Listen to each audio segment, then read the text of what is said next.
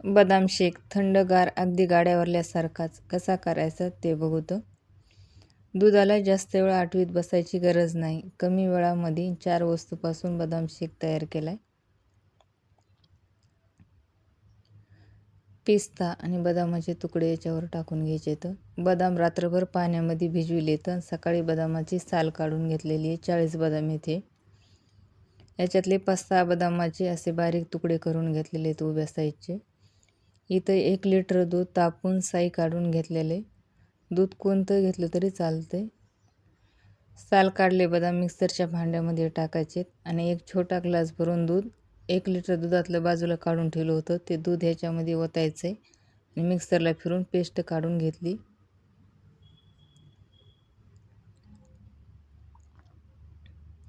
काढलेली पेस्ट दुधात ओतून घ्यायची.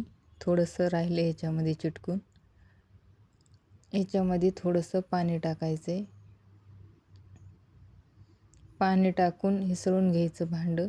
थोडंसं पाणी टाकलं तरी जमते, काही होत नाही.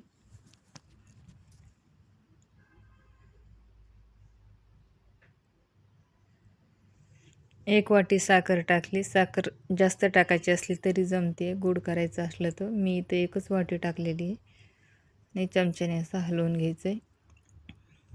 बदामाचे बारीक तुकडे केले ते मिक्स करून घ्यायचे दुधामध्ये.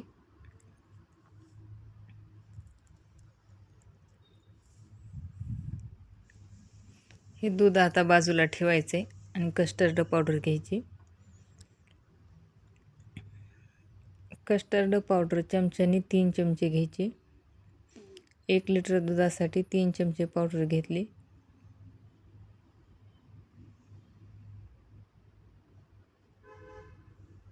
याच्यामध्ये 1 छोटा ग्लास भरून दूध घेतलेले.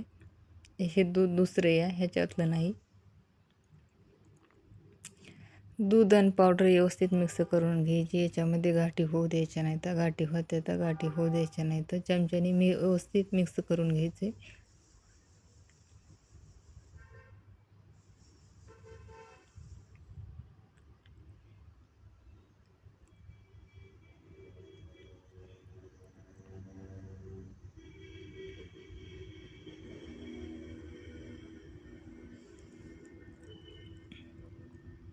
पावडर दुधामध्ये व्यवस्थित अशी मिक्स झालेली आहे. दूध आता गॅसवर गरम करायला ठेवायचं. गॅस कमी करायचा.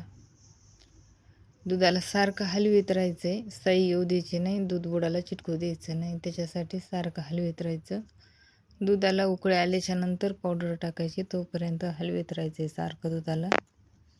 कमी गॅसवरच राहू द्यायचं दूध.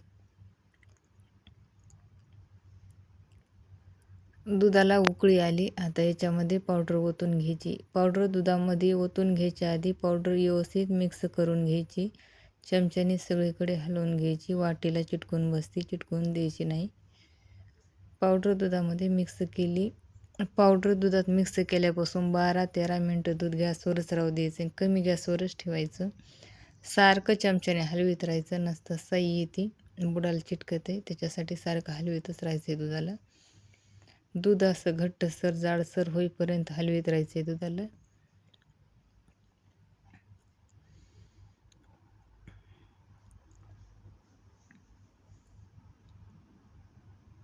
असं घट्ट व्हायला लागले दूध.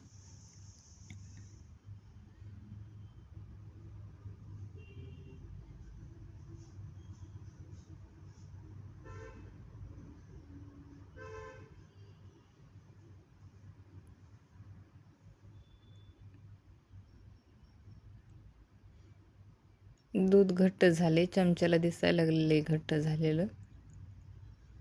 ते घट्टसर झाले. आता चमच्याला दिसायला लागले घट्ट झालेलं दूध.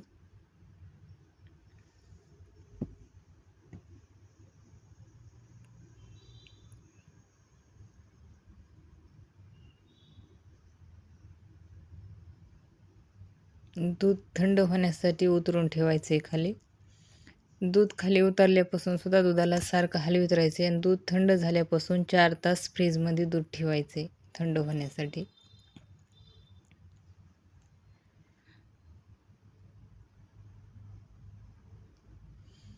दूध थंड झालेले.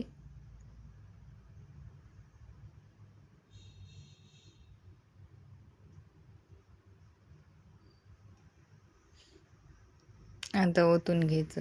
तुम्ही जर चॅनलला सबस्क्राईब केलं नसलं तर चॅनलला सबस्क्राईब करा, लाईक करा.